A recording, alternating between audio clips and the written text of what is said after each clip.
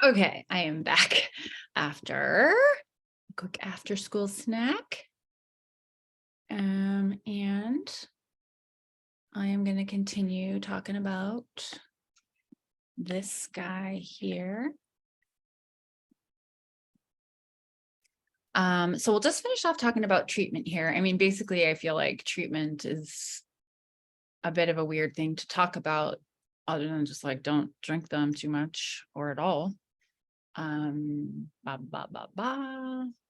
Yeah, and then they also make a point of saying, although there are physiological impacts of the main ingredients in the energy drinks, there are also additional stimulating ingredients and additives that may be contributing to negative adverse effects as well.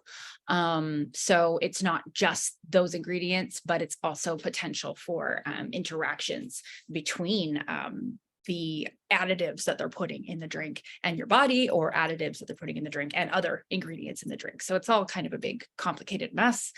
Conclusions. Let me just go ahead and highlight this one.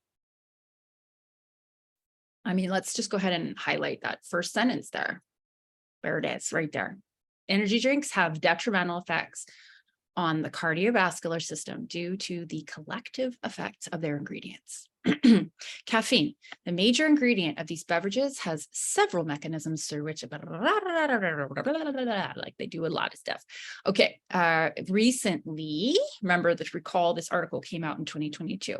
Recently, the European Cardiac Arrhythmia Society released some recommendations to draw attention on the possible danger of energy drinks, like not allowing children under 14 years old or any children with known heart issues to consume them. That is coming out of the European Cardiac Arrhythmia Society. Okay, moreover, yeah, blah, blah, blah, blah. Current literature mostly discusses the effects of the major ingredients in the energy drinks, and some of these, and I guess this is an important point, that some of the ingredients in them, like caffeine or taurine, on their own and in different contexts, can be helpful or healthy for some conditions. So they say, although these ingredients may have benefits when consumed in isolation and in appropriate quantities, they have been contributing to dangerous side effects when consumed in energy drinks, which therefore warrants a need for more research. Okay. Blah, blah, blah, blah, blah, blah, blah, blah. Yeah, once fully understood, basically what they're saying is we just don't know, but what we do know is pointing towards really bad news. And what we really need to be doing is doing a lot more research. So just to finish off this video here, I went to my library and I wanted to just have a look at the various articles that I could find. And I made a list here. I just wanted to see what the state of the research looked like, and there's lots.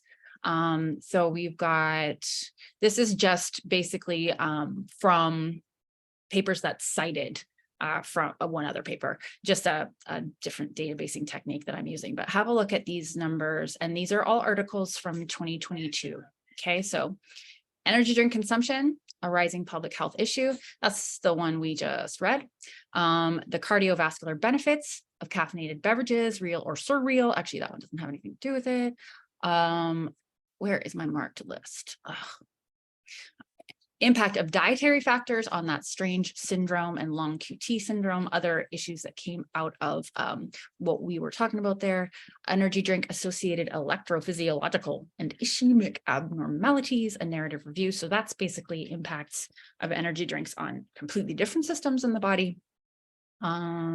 Study of choroidal thickness variations after ingestion of taurine in a caffeine containing energy drink, basically the specifics of small physiological issues that can happen from these things.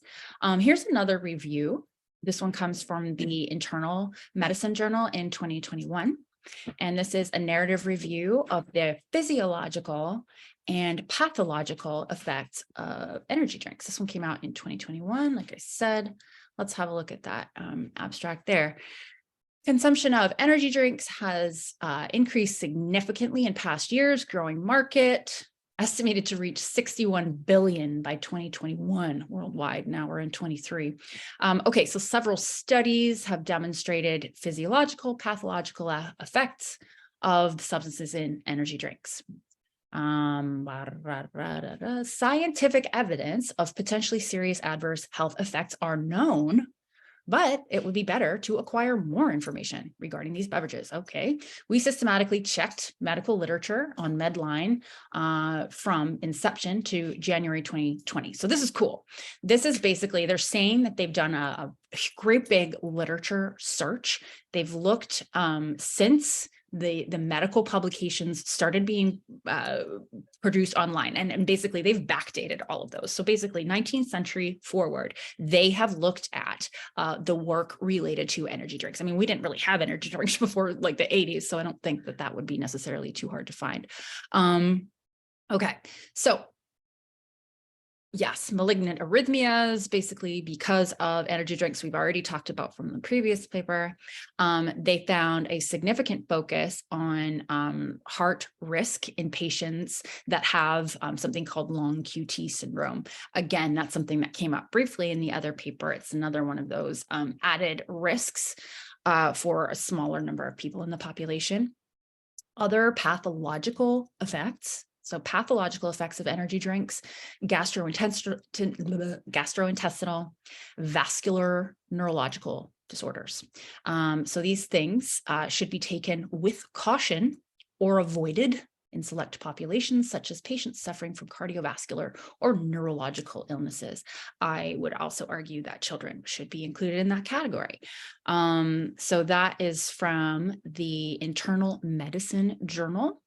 Again, we have a number of authors on that one. Let's see, where are they from? This looks like an Italian group, and then someone from LA there as well. So no shortage of information to talk about the fact that, don't do that, please.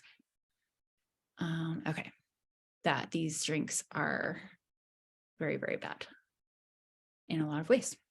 Okay, let's have a look at, okay, just don't do that. Let's just finish our list here. Where did we get to? Okay, that's the one we got to, number 6. But I have more. Oh, guys, I have way more. We're barely getting started here. Survey of energy drink consumption and associated adverse effects in Air Force personnel. One study that I read definitely suggested that military personnel are a target group for these energy drinks, as well as young people, children, and teens. So here's another one, this one from a toxicology journal. Interpretation of the toxicological findings in a probably energy drink intake related fatality.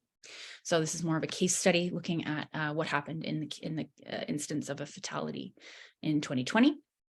Here's another one, caffeinated energy drink induced ventricular fibrillation, the price for overexcitement. European Cardiac Arrhythmia Society statement on the cardiovascular events associated with the use or abuse of energy drinks. Ooh, let's read that. October 2019, so it's about 4 years old. So yeah, October 2019 here. This one is called, well, we just read the title. And then where are these researchers from? Just rule of thumb. I always like to know where people are from. So this is from France, Italy, Turkey, Italy. So this is another European-based team. And that makes sense because they are talking about the European Cardiac Arrhythmia Society. So, okay, let's just read this one. Energy drinks are increasingly used by young people and young athletes in order to improve their performance alone or in association of other substances, particularly alcohol.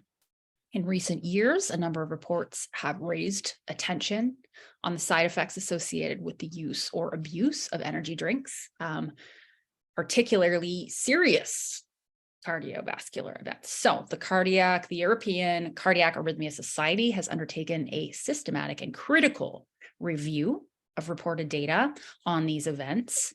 They found that 22 of these events were reported in association with the use or abuse of energy drinks. And they would say that they would like to draw attention to the possible cardiovascular complications that may occur with the consumption of these beverages, and to emphasize the prevention measures.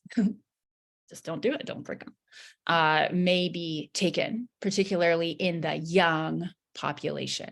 Well-designed prospective studies are needed to clarify the possible role of energy drinks in inducing the cardiovascular events reported. So that's basically, scientists will always end up their papers by saying more research needs to be done. And yes, it always does. So let's just finish up this list. That was that one. This one is another one about the Brugada syndrome. Anesthetic considerations, that is a syndrome that's basically, it can be masked by sensitivity to energy drinks.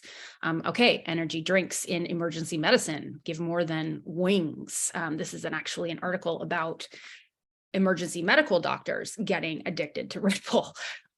So there you go. Caffeinated energy drinks, neurological and cardiovascular effects. It's one from 2018. Acute effects of energy drinks in medical students. It's one from the European Journal of Nutrition. Arrhythmogenic effects of energy drinks from the Journal of Cardiovascular Electrophysiology, Heart Journal. Another long QT syndrome, energy drink consumption and cardiac complications, a cause for caution, from the Journal of Addiction Medicine in 2016. Survey of energy drink consumption among patients presenting to the emergency department with the symptom of palpitations. Yeah, these drinks have so much caffeine in them, and combined with the taurine, they stimulate the system so much that the heart palpitations in perfectly normal, agile teens are what they're seeing in emergency rooms. Okay, here's another review. This one came from 2015. So energy drinks and their adverse health effects, a systematic review of the current evidence. Here's one from 2014, a review of the published cases of adverse cardiovascular events after ingestion of energy drinks. Consumption of energy drinks, a new provocation test for primary arrhythmogenic diseases.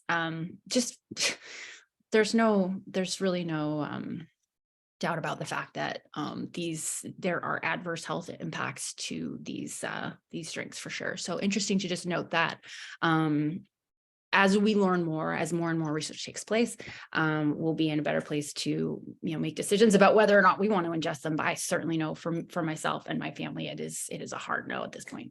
Okay, thank you. I need to figure out how to stop recording now. Okay, there we go.